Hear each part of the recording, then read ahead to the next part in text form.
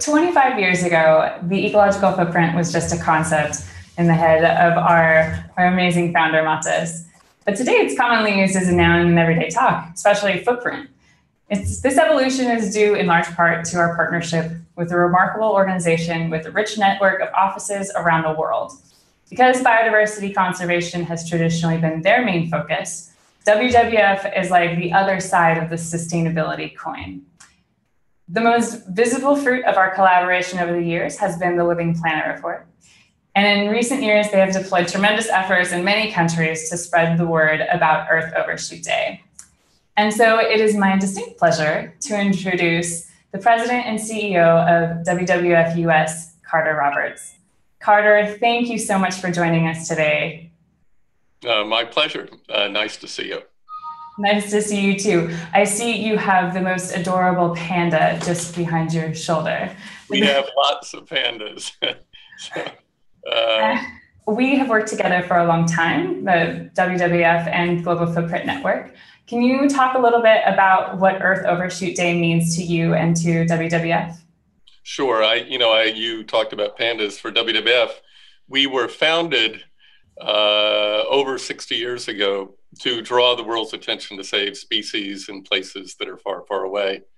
And we have realized that no matter how many parks we create, and no matter how many programs we put in place on the ground, if we do not get a handle on humanity's footprint on the planet, the demands we place on the planet, then over the long run, we're going to lose these places, we're going to lose the species, and we're going to lose the ability to sustain our lives as well. So Overshoot Day uses a very simple metaphor of making that real for people and helping us engage people in thinking about the changes that people and institutions can make in our everyday lives to reduce our footprint and keep the planet intact because it's our home.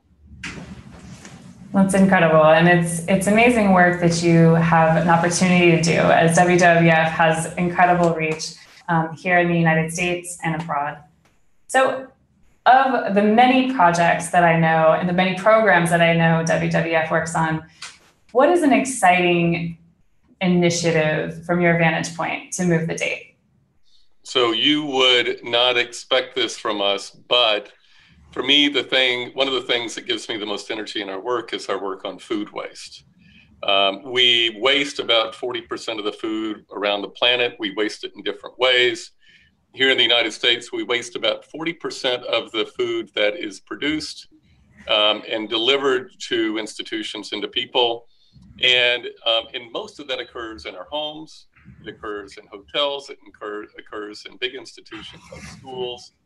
And we very much have it in our power to change that. And it has enormous consequences. We estimate that there are something like 44 trillion gallons of water that are wasted. We estimate that there are 3.3 billion tons of CO2 that are wasted in food waste. And we estimate that there's something like 2.4 million square miles of land devoted to food production that's essentially wasted. And the good news is there are very specific steps we can take to change that. We can demand more sustainably produced food that uses less land, energy, and water in the production of food. We can use smaller plates. We can have smaller serving sizes. And we can just create greater awareness with people about the consequences of the choices they make. I love this because it's not just a two-fer, it's a three-fer, it's a four-fer. We can deliver a reduction in greenhouse gases. We can deliver more calories to people. And we can reduce habitat destruction.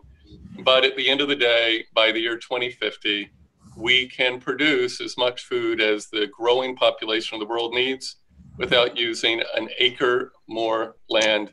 And that makes a huge difference in keeping the planet intact. I love all of those synergies. We at Global Footprint Network think a lot in terms of these systems, but when you can see all of those co-benefits, all of the different ways that comes together, it's really beautiful. So my last question for you then is there a particular issue or challenge that 1 year from now, when we chat again, that you would like to see progress on?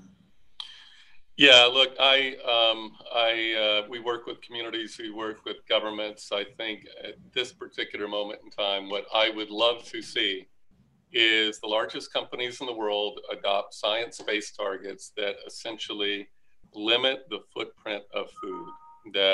And they do that not only working through food waste, but also food production, because it has such ripple effects around the planet, around the world, capturing those co-benefits I talked about with you, but having the biggest companies set real targets and holding themselves accountable for those targets is the thing I'd most love to see.